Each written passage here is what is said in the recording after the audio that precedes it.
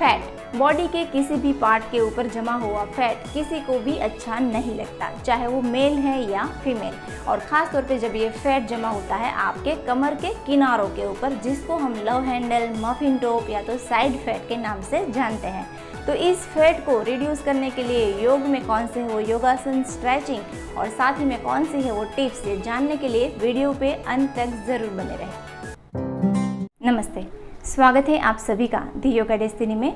आज हम बात करेंगे लव हैंडल यानी कि हमारे कमर के किनारों के ऊपर जमा हुआ फैट।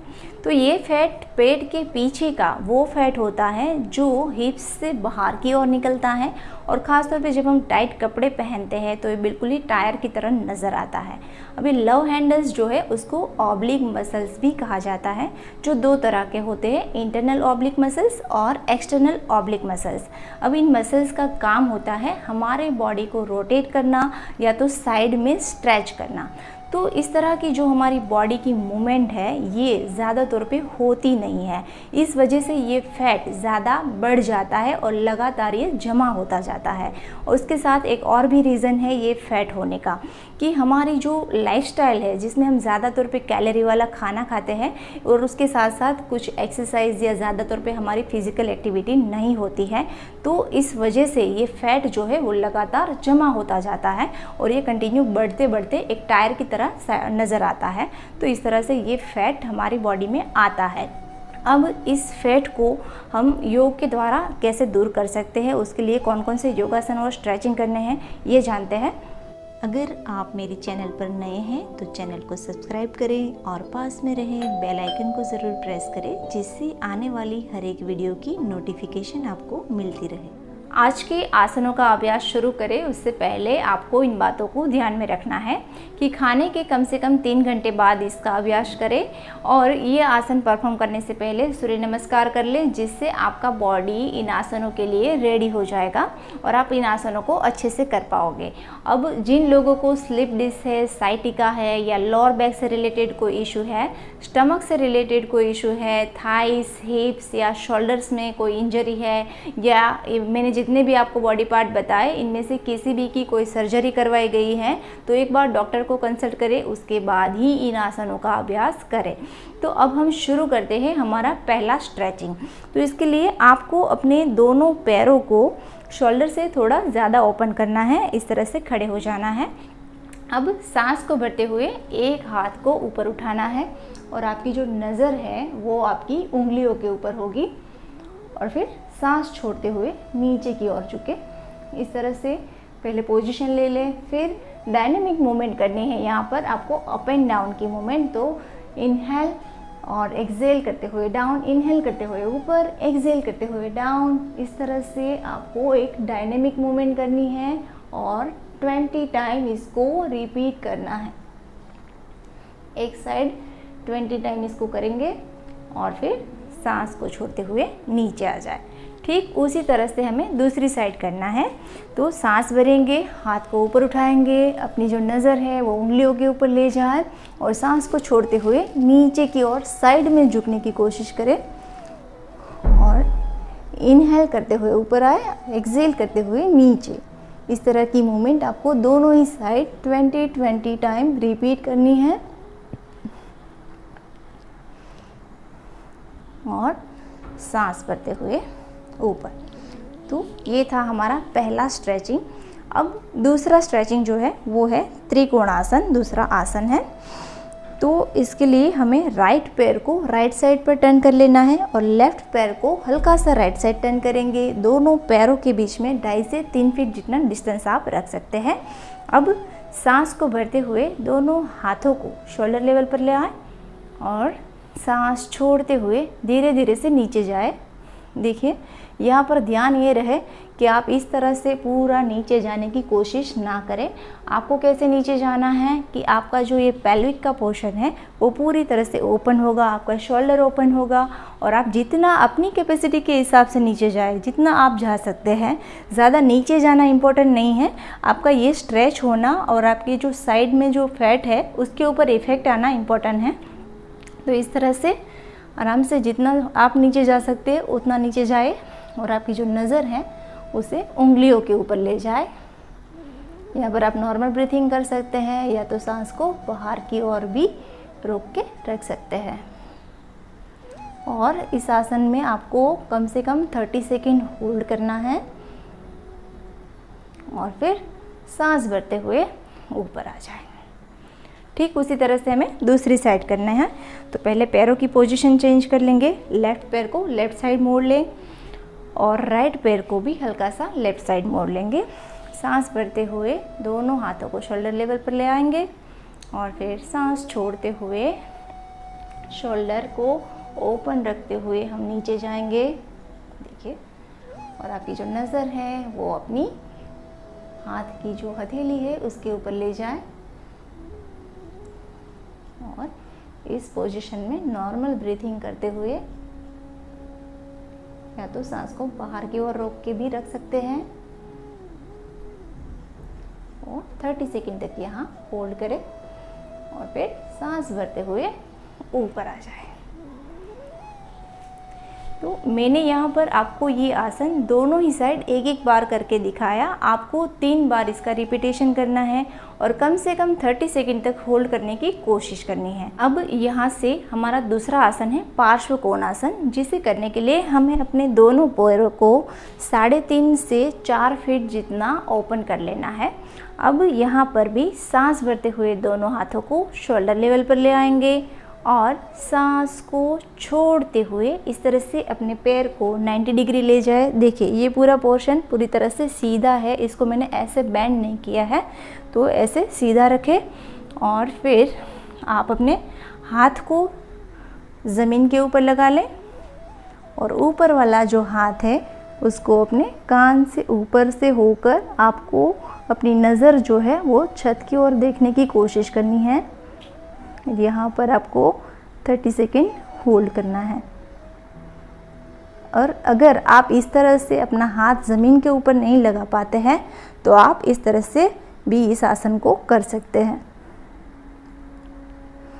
यहाँ पर आप नॉर्मल ब्रीथिंग करते रहे या तो सांस को बाहर की ओर रोक के रख सकते हैं। कम से कम 30 सेकंड होल्ड करने की कोशिश करें और फिर सांस भरते हुए ऊपर आ जाए। ठीक उसी तरह से दूसरी साइड करेंगे। सबसे पहले पैरों की पोजीशन चेंज करें। जो लेफ़्ट पैर है उसको लेफ़्ट साइड मैंने पूरी तरह से टर्न कर लिया है। अब सांस भरते हुए हाथों को इस तरह से ओपन कर लेंगे और सांस को छोड़ते हुए घुटने को मोड़ के 90 डिग्री ले आए और अपना जो हाथ है उसको ज़मीन के ऊपर लगा सकते हैं या तो अपने थाइस के ऊपर भी रख सकते हैं। जब आप इस तरह से करते हैं तो ये और भी ज़्यादा इफ़ेक्टिव होता है। और अगर आप नहीं कर पाते हैं तो आप इस तरह से भी कर लीजिए। यहाँ पर 30 सेकंड होल्ड करें और नॉर्मल ब्रीथिंग करते रहें या तो सांस को बाहर की ओर रोक के भी रख सकते हैं और फिर सांस भरते हुए ऊपर आ जाए। अब इसके बाद हमारा जो आसन है जिसको लिज़ार्ड पोज कहा जाता है। लिज़ार्ड पोज को करने के लिए आपको इस तरह से घुटनों के बल बैठ जाना है। यहाँ पर आपके दोनों पैरों के बीच में हिप लेवल जितना डिस्टेंस होगा, आपके पैर के जो पंजे हैं वो टोस के ऊपर रहेंगे। अब यहाँ से पहले तो हम डाउनवर्ड डॉग पोजीशन में आ जाएंगे। तो उसके लिए दोनों हाथों को इस तरह आगे ले आए, हाथों की उंगलियों को खोल के रखें, सांस भरें और सांस को छोड़ते हुए अधोमुख स्वानासन की पोजीशन में आ जाए। अब सांस भरते हुए एक पैर को अपने दोनों हाथों की जो उंगलियां है उसके पास ले आए। पैर का पंजा पूरी तरह से सीधा होगा, पीछे वाला पैर टोस के ऊपर, घुटना भी ऊपर ही होगा, ज़मीन के ऊपर नहीं रखना है। और फिर सांस को छोड़ते हुए देखिए इस तरह से आपको अपनी एल्बो को बेंड करते हुए अपनी हाथों की हथेलियों को ज़मीन के ऊपर लगाना है। पीछे वाला पैर पूरी तरह से स्ट्रेच करके सीधा रखने की कोशिश करें और नज़र को आगे की ओर रखें। 30 सेकंड होल्ड करें, नॉर्मल ब्रीथिंग करें या तो सांस को बाहर की ओर रोक के भी रख सकते हैं। और फिर से हाथों के सपोर्ट से पहले हम हाथों को सीधा करेंगे और फिर पैर को पीछे ले जाए, फिर से अधोमुख स्वानासन की पोजीशन में आ जाए। अब दूसरे पैर को आगे ले आएंगे, सांस भरें और दूसरा पैर आगे ले आए, देखिए आगे वाला पैर जो है वो 90 डिग्री होगा, आपका एंकल और नी दोनों एक लाइन में होंगे। पीछे वाला पैर जो है वो घुटने से पूरी तरह से सीधा होना चाहिए, टोस के ऊपर होना चाहिए। धीरे धीरे से अपने हाथों को एल्बो के ऊपर ले आए। यहाँ पर आपकी जो हील है और आपकी एल्बो है वो एक लाइन में रहेगी, और आपकी जो हाथों की हथेलियाँ है, उंगलियाँ है, वो थोड़ा आगे होगी, और आपकी नज़र आगे की ओर रखें। पीछे के पैर पूरी तरह से नी से स्ट्रेट रखने की कोशिश करें। नॉर्मल ब्रीथिंग करते हुए 30 सेकंड तक होल्ड करें।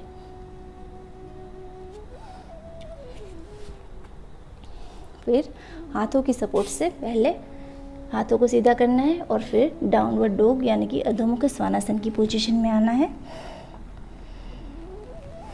और फिर रिलैक्स। तो इस पोज को भी आपको दोनों ही पैरों से 3-3 बार रिपीट करना है। अब इसके बाद हमें करना है उत्थित मार्जरी आसन। तो उसके लिए भी सेम पोजीशन है, दोनों पैरों को हिप लेवल जितना खोलना है। पीछे के पैर टोस के ऊपर रहेंगे, ब्रेस्ट और शोल्डर को एक लाइन में रहे, इस तरह से आपको पोजीशन लेनी है। देखिए यहाँ पर आपकी ब्रेस्ट और शोल्डर एक लाइन में होने चाहिए। हाथों की उंगलियां जो है वो पूरी तरह से खुली होगी। अब सांस को भरेंगे और किसी भी एक पैर को पीछे की ओर पूरी तरह से सीधा करने की कोशिश करें। सांस भरें और पैर सीधा। तो इस तरह से आपका पैर जब सीधा होता है तो आपको इस तरह से एक साइड झुक नहीं जाना है। किसी भी एक हाथ और एक पैर के ऊपर आपके पूरे बॉडी का वज़न नहीं आना चाहिए। आपको दोनों ही हाथों के ऊपर आपके पूरे शरीर का वज़न आए, इस तरह से पोजीशन लेनी है। तो यहाँ पर ये ध्यान रखना है। और नज़र को आगे की ओर रखें। यहाँ पर आप चाहे तो एक हाथ को ऊपर भी उठा सकते हैं, लेकिन ऊपर उठने वाला हाथ आपका जो पैर है उसका अपोजिट होना चाहिए। जैसे कि मेरा राइट पैर है तो लेफ़्ट हैंड ऊपर है, तभी आप बैलेंस कर पाते हो। सांस को नॉर्मल करते हुए इस आसन को होल्ड कीजिए, या तो बाहर की ओर भी रोक के रख सकते हैं। और फिर सांस भरते हुए उस पैर को नीचे रखेंगे, और ठीक उसी तरह से हमें दूसरी साइड परफॉर्म करना है। तो सांस भरें, पैर को उठाएं और पूरी तरह से पैर सीधा हो, और जो पैर ऊपर है उसका अपोजिट हाथ ऊपर उठा सकते हैं। अगर आप नहीं उठा पाते हाथ तो कोई बात नहीं, आप हाथों को नीचे रख के सिर्फ पैर को ऊपर उठाने की कोशिश करें, लेकिन सिर्फ इस बात का ध्यान रखें कि किसी भी एक साइड पर झुककर अपना बॉडी का जो वेट है वो किसी भी एक ही हाथ और एक ही पैर के ऊपर ना आए, उसका ध्यान रखें। और सांस भरते हुए नीचे। अब इसके बाद है परिघासन, जिसे करने के लिए भी इस तरह से हमें घुटनों के बल ही बैठना है, लेकिन एक घुटना हमारा ऐसे मोड़ा हुआ होगा। पैर का पंजा जो है पीछे वो टोस के ऊपर रखना है। दूसरा पैर का पंजा पूरी तरह से फ्लैट अपने ज़मीन के ऊपर रहेगा और पैर पूरा सीधा। अब सांस को भरेंगे, हाथों को ऊपर उठाएंगे और सांस को छोड़ते हुए देखिए साइड से बेंड करने की कोशिश करिए। इस तरह से धीरे धीरे से नीचे आए, और अगर आपकी फ्लेक्सिबिलिटी अच्छी है तो आप अपने एंकल को पकड़ सकते हैं, और आपकी जो नज़र है वो आपके बाइसेप्स से होकर छत की ओर होनी चाहिए। और यहाँ पर नॉर्मल ब्रीथिंग करते हुए होल्ड करें, या तो सांस को बाहर की ओर रोक के भी रख सकते हैं। कम से कम 30 सेकेंड होल्ड करें और फिर सांस को भरते हुए ऊपर की ओर उठे। ठीक उसी तरह से हमें दूसरी साइड करना है। तो पैर की पोजीशन चेंज कर लेंगे, जो सीधा था उसको मोड़ लेंगे और जो मोड़ा हुआ था उसको सीधा कर लेंगे। पैर के पंजे की पोजीशन को ठीक से देखिए ना, इस तरह से आपको पैर का पंजा रहना चाहिए। अब सांस को भरें, हाथों को ऊपर उठाएं और सांस को छोड़ते हुए साइड से बेंड करने की कोशिश करें। ज़्यादा नीचे जाए ये इम्पोर्टेंट नहीं है, प्रॉपर तरीके से नीचे जाए ये ज़्यादा इम्पोर्टेंट है। तो इस तरह से धीरे धीरे से रोज़ प्रैक्टिस से आपकी फ्लेक्सिबिलिटी बढ़ती है। यहाँ पर भी आपकी जो नज़र है वो बाइसेप्स से होकर छत की ओर होगी। नीचे वाला पैर घुटने से पूरी तरह से सीधा रहे, उसका ध्यान रखें। और फिर सांस को भरते हुए ऊपर आ जाए।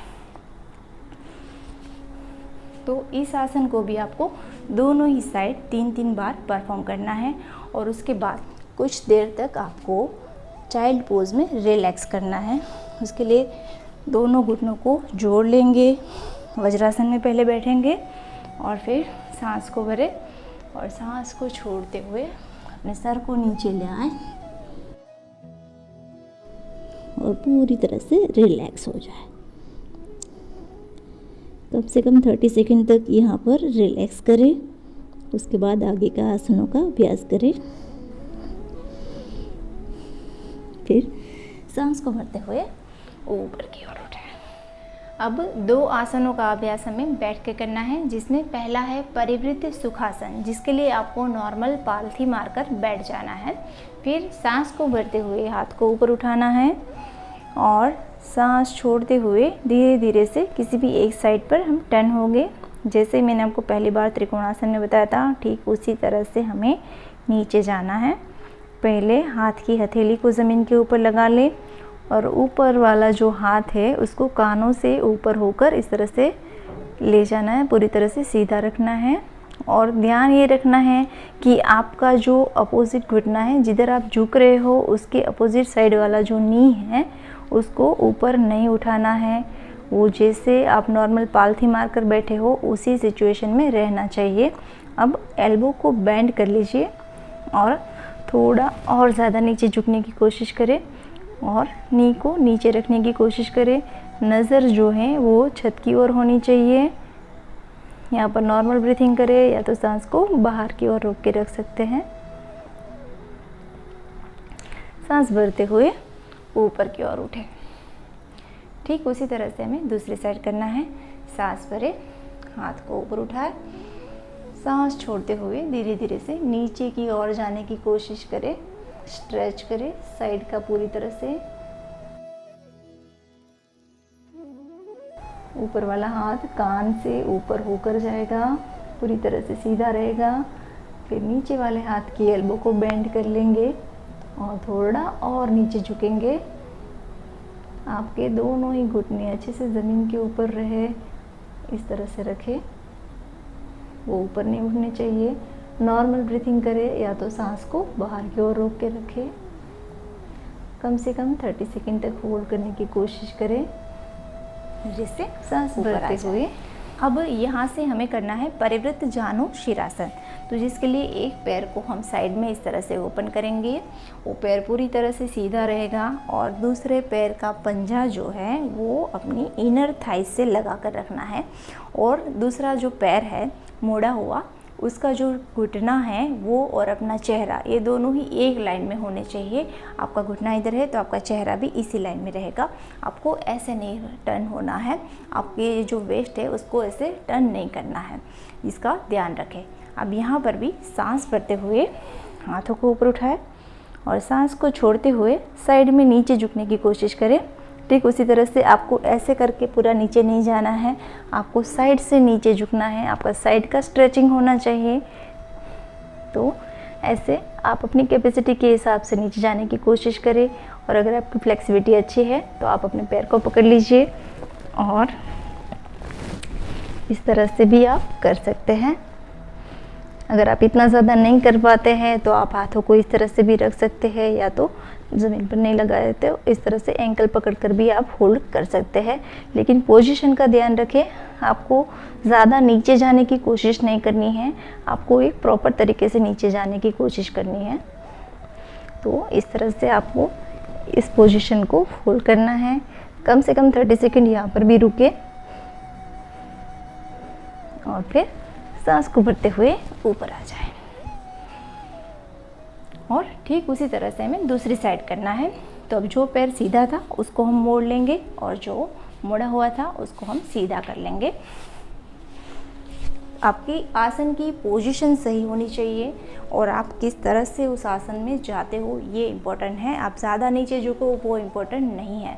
तो सांस भरेंगे हाथ को ऊपर उठाएंगे और सांस को छोड़ते हुए धीरे धीरे से साइड में स्ट्रेचिंग को फील करते हुए आपको नीचे जाना है और अपने पैर को पकड़ लीजिए, या तो अपनी कैपेसिटी के हिसाब से आप नीचे जितना जा सकते हैं उतना नीचे जाए और वहाँ पर होल्ड करें। यहाँ पर आप नॉर्मल ब्रीथिंग करें, या तो सांस को बाहर की ओर रोक के भी रख सकते हैं। जब आप आसन करोगे तो खुद ही फील कर पाओगे कि ये पूरा जो इफ़ेक्ट है ये हमारे जो साइड का फैट है उसके ऊपर ही डायरेक्टली आ रहा है। और फिर सांस को भरते हुए ऊपर की ओर उठे। और अब लास्ट में सो के एक आसन करना है जिसको अनंत शयन आसन कहते हैं, जिसके लिए आपको किसी भी एक साइड पर टर्न होकर ऐसे सो जाना है। यहाँ पर आपको ध्यान ये रखना है कि आपकी पैरों की पोजीशन इस तरह से क्रॉस नहीं होनी चाहिए, टेढ़ी नहीं होनी चाहिए। आपके पैर जो है वो पूरी तरह से ऐसे पीछे और सीधे होने चाहिए। आप अपने हाथ को पूरा सीधा कर लीजिए, दूसरे हाथ को इस तरह से सपोर्ट पे रखिए। अब सांस को भरते हुए हमें अपने एक पैर को ऊपर उठाना है इस तरह से, उसकी जो उंगली है, अंगूठा है, उसको अपने चेहरे की ओर रखना है और सांस छोड़ते हुए नीचे, सांस भरते हुए ऊपर और सांस छोड़ते हुए नीचे, सांस भरते हुए ऊपर और सांस को छोड़ते हुए नीचे। और दूसरा ध्यान आपको ये भी रखना है कि आपका जो घुटना है उसको बेंड बिल्कुल नहीं करना है, आपको पैर पूरी तरह से सीधा रखना है। अब दूसरे तरीके से बताती हूँ कि अगर आप कर सकते हैं तो इस तरह से एल्बो से बेंड करिए और अपनी हथेली को अपने सर के नीचे रखें और अपने एक हाथ को इस तरह से सपोर्ट के लिए रखें। और फिर यहाँ पर सांस को भरते हुए एक पैर को पूरी तरह से बैलेंस करते हुए ऊपर की ओर उठाइए, अपनी उंगली और अंगूठे को अपने चेहरे की ओर ले आए, सांस छोड़ते हुए नीचे, सांस भरते हुए ऊपर, सांस छोड़ते हुए नीचे। मैं यहाँ पर आपको 3-3 बार करके दिखा रही हूँ। आपको कम से कम 10 बार इसको रिपीट करना है और इसे आप 3 सेट भी लगा सकते हो। आपको जो भी पोजीशन कंफर्टेबल लगे, पूरा हाथ नीचे रख के कंफर्टेबल लगता है तो आप उस तरह से कर सकते हैं, और अपने हाथ को बेंड करके कंफर्टेबल लगता है तो आप उस तरह से भी कर सकते हैं। जो भी कंफर्टेबल पोजीशन हो उसमें आपको 10 टाइम या तो इस तरह से 3 सेट आपको लगाने हैं। अब ठीक उसी तरह आपको दूसरी साइड करना है। सांस भरते हुए पैर को ऊपर उठाए, सांस को छोड़ते हुए नीचे, सांस भरते हुए ऊपर, सांस छोड़ते हुए नीचे, सांस को भरते हुए ऊपर और सांस छोड़ते हुए नीचे। ये सिंपल तरीका है और दूसरा ये तरीका है। यहाँ पर आपको थोड़ा बैलेंस करने में दिक्कत हो सकती है, लेकिन हर रोज़ प्रैक्टिस से ये आ जाएगा। सांस भरते हुए ऊपर उठाना है, सांस को छोड़ते हुए नीचे, सांस को भरते हुए ऊपर और सांस को छोड़ते हुए नीचे। तो इस तरह से इस आसन को दोनों ही साइड करने के बाद कुछ देर तक आपको शवासन का अभ्यास ज़रूर करना है। तो उसके लिए पूरे बॉडी को ज़मीन के ऊपर लगा ले, अच्छे से दोनों हाथों की हथेलियों को खोल ले, पैरों को भी खोल ले और डीप ब्रीथिंग करते हुए कम से कम 2 से 3 मिनट तक शवासन का अभ्यास ज़रूर करें। फिर किसी भी एक साइड पर टर्न होकर अपनी जगह पर बैठ जाए। ये जितने भी आसन हैं, स्ट्रेचिंग है, ये सब आपके लव हैंडल के फैट को लूज़ करने में मदद करेगा, उसको टोन करेगा और आपके बॉडी को शेप देने में भी मदद करेगा। लेकिन इसके साथ साथ जब तक आप अपनी लाइफस्टाइल में चेंजेस नहीं लाते, आपके पूरे बॉडी का फैट लॉस होना मुमकिन नहीं है। तो आपको लाइफस्टाइल में कौन से चेंजेस लाने हैं? तो सबसे पहले आपको अपने डाइट के ऊपर ध्यान देना है। आप जो भी खाना खाते हो वो आपकी शरीर की जितनी भी रिक्वायरमेंट है उससे ज़्यादा नहीं होना चाहिए। तो आप अपनी रिक्वायरमेंट कैसे डिसाइड कर सकते हैं?